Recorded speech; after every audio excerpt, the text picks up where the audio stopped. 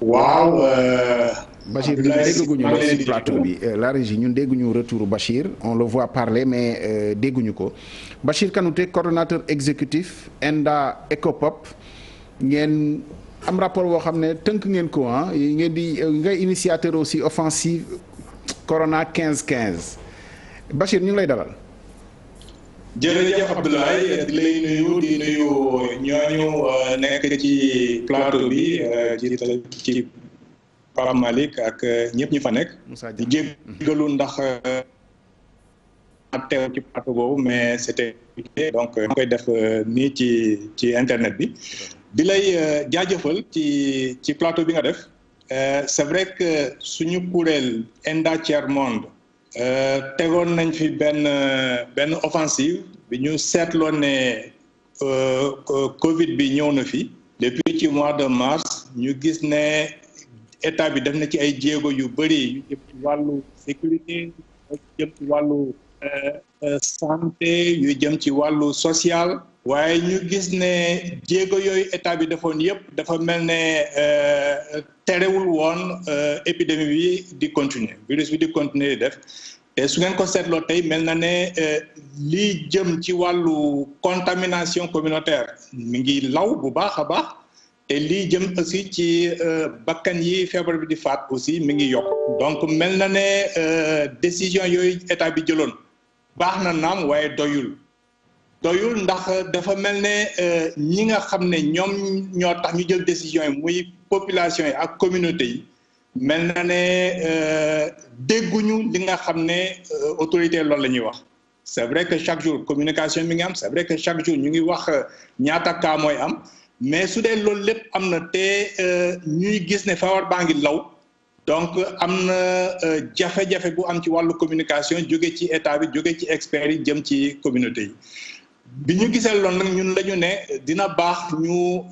daal di combler jafe-jafe boobu maanaam naka la ñuy fexee ba communication bi yeggale ko ci quartier ci gox yeeg gox-goxaan ak ci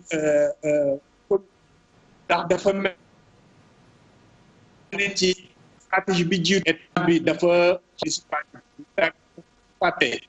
collectivité locale yi te soo fàttee collectivité locale yi mel na ni yaa ngi fàtte lépp jëm ci population yi nga xam ne ñoo nekk ci quartier yeeg gox-goxaan yi donc loolu taxoon ñu daal di tëral offensive boobu bokk kook ay kuréel yu bëri ay kuréel yoo xam ne ci Nations Unies lañ jógee FUNIAP par exemple UNCDF ak ONU Femmes bokk ko tamit ak USAID ak Plan International ak UVS Université virtuelle du Sénégal ñoo bokkoon offensive boobu ñu daal woon luñ ci jublu woon mooy naka la ñuy fexee ba communauté yi fi ñu nekk kàddu bi yegg ci ñoom ñu mun leen déglu d'abord pour xam lan moo tax ba li ñuy wax te ñu xam ne loolu seen intérêt la ngir ñu mun a jànkonteeg feebar bi daal di koy daan lan moo tax ba communauté yi dégguñu ko te lan moo tax aussi ba fagaru bi nga xam ne chaque fois autorité dañ koy wax lan moo tax ba fagaru bi tamit defuñu ko. donc Bachir est-ce que loolu vraiment échec bi aussi il faut que acteurs de terrain yi jël ci seen wàll lépp duñu ko sas rek état bi parce que en général yéenay nekk relais yi acteurs de développement yi sur le terrain bu ñu demee ba wax ji.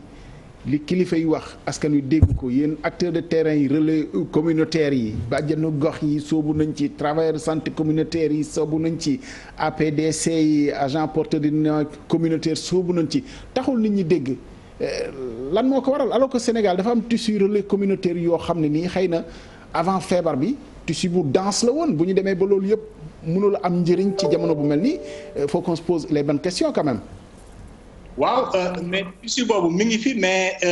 da ngay seet su dee tissu boobu est-ce que boole nañ ko ci liggéey bi dafa mel ni tissu boobu boolewuñ leen ci liggéey bi ndax soo seetloo ay kuréel yu bëri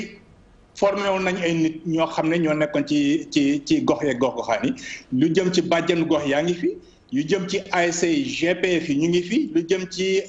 ay APE sax yaakaar nañ ne am nañ ci solo mënoon nañ ci liggéey lu jëm ci ay comité de santé yi nga xam ne ñoo nekk ci gox yeeg goxaane ak ci travailleurs santé communautaire yi nga xam ne dañ leen di former à l'université de Bambey on a fait cette université pour ça filière boobu quand même mu ngi fi. waaw mais filière yaa ngi fi nit ñaa ngi fi mais est-ce que def nañ connexion bi ci diggante filière yi ak nit ñi ak communication bi nga xam ne war a jóge ci état bi jëm ci communauté loolu moo manqué je pense que jafe-jafe foofu la nekk ndax ñëpp ñi nga xam ne war nañoo liggéey ñu ngi fi mais est-ce que boole nañ leen ci liggéey bi est-ce que waxtaan nañoo ak ñoom pour ñu xam seen rôle ci mbir mi lan lay doon ak est-ce que jàppale nañ leen ci jumtukaay bi nga xam ne mooy tax ñu mun a dem ci ñi ñeeg waxtaan ak ñoom bàjjenu gox yi xëy na bëgg nañoo liggéey mais est-ce que am nañ jumtukaay boo xam ne mooy tax ñu mun a waxtaan ak nit ñi yooyu yëpp ay malheureusement ay jafe-jafe la yoo xam ne peut-être que moo tax communication bi ni ñu ko soxlaa jàllul. ñaareelu fànn yi mooy tamit dañuy xam ne feebar bi feebaru bees la bees na fii Sénégal waaye bees na ci àdduna bi yëpp. donc su ñu waxee communication c'est important tamit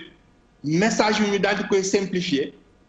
ñi nga xam ne ñooy experts yi suñu waxee ñu daal di koy simplifier ba ñi nga xam ñooy bàjjan gox yi ngay liggéey ci gox ci quartier yi ASC yi liggéey ci quartier yi ñi nga xam ne tey seen wàllu pratiquement sport la mais mun nañ leen jëfandikoo ci beneen fànn muy wàllu santé comité de santé yi nga xam ne ñooy liggéey ci gox yi tamit naka la ñuy fexe ba ñooñu mun a dégg message bi mu simple ci ñoom te ñu mun koo wasaare ci ñi nga xam ne ñoom lay liggéey dañu yem ci bàjjan goxeek ASC mais mel na ni imam yi am nañ ci wàll su ngeen ko seetloo bi feebar bi amee premier vendredi bi imam yu bëri dañoo jël seen xutba daal di koy jagleel ci wàllu kii bi mais dafa mel ne foofu la yem dañ ko def benn yoon ñaari yoon après mu arrêté jàkka yi tëj mel na ne communication bi mu doon am diggante imam yi ak communauté yi ak musulman yi ak prêtre yi tamit ak seeni chrétiens yi dem julli ji wala ñi